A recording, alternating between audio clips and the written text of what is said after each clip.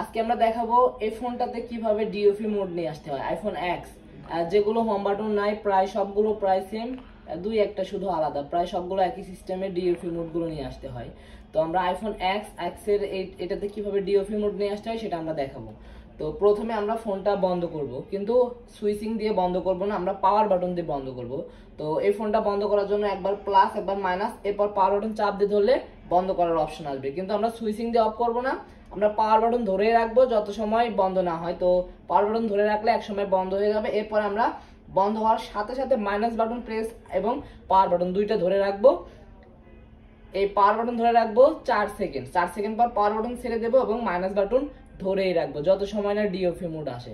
তো আমরা এখন প্র্যাকটিক্যালি দেখি।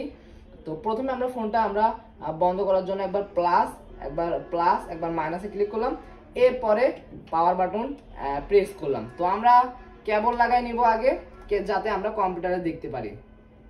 তো একবার প্লাস এবার মাইনাসে ক্লিক করলাম, এরপর পাওয়ার বাটন বন্ধ করার জন্য ক্লিক করলাম। আমরা কিন্তু সুইচিং অফ করব না, যখন বন্ধ হয়ে যাবে অটোমেটিক তখন আমরা মাইনাস বাটন চাপ দিয়ে ধরবো। এই যে বন্ধ হয়ে গেছে, মাইনাস বাটন চাপ দিয়ে ধরছি, আর 4 সেকেন্ড পরে আমরা পাওয়ার বাটন ছেড়ে দেবো। 4 সেকেন্ড পর আমরা পাওয়ার বাটন ছেড়ে দিলাম, মাইনাস বাটন ধরে রাখছি। তো ধরে রাখার পরে 5 থেকে 7 সেকেন্ডের মধ্যে আমাদের এই ফোনটা ডিওএফই মোডে চলে আসবে। তো আমাদের ফোনটা ডিওএফই মোডে চলে আসছে, এটা ব্ল্যাঙ্ক মোড থাকবে।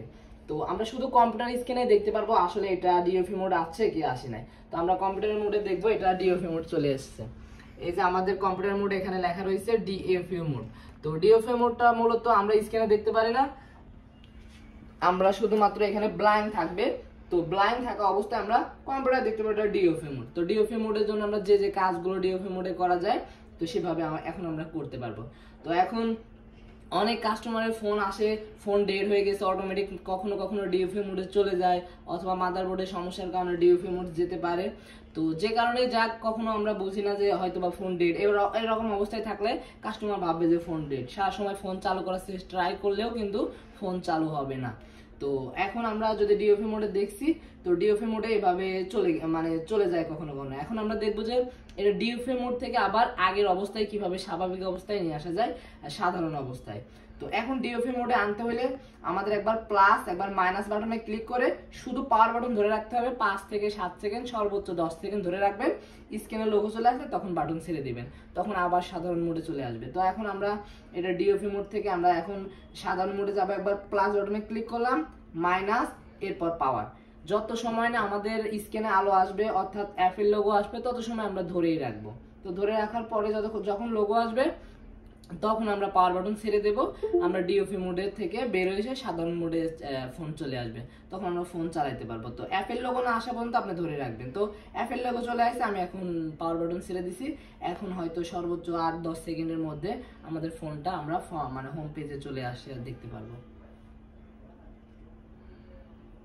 তো এভাবে আমরা যে কোনো ডিওএফই মোডেও নিয়ে যেতে পারি, আবার ডিওএফই মোড থেকে এক্সিট করে আবার আমরা সাধারণ মোডেও নিয়ে আসতে পারি। তো ডিওএফই মোডে আমরা লক খোলার সময় অনেক ধরনের কাজ লাগে, তখন আমরা ওই মোডে যাই। তো আমরা দেখতে পাচ্ছেন আমরা সাধারণ মোডে চলে আসছি। তো এইভাবে একবার আমরা ডিওএফই মোডে নিয়ে গেলাম, আবার আমরা সাধারণ মোডে চলে আসছি। তো আশা করি এইভাবে সবাই আপনারা ডিওএফই মোডেও নিয়ে যেতে পারবেন, আবার ডিওএফই মোড থেকে আবার এক্সিট করে সাধারণ মোডেও নিয়ে আসতে পারবেন। তো আশা করি বিষয়টা বুঝতে পারছেন।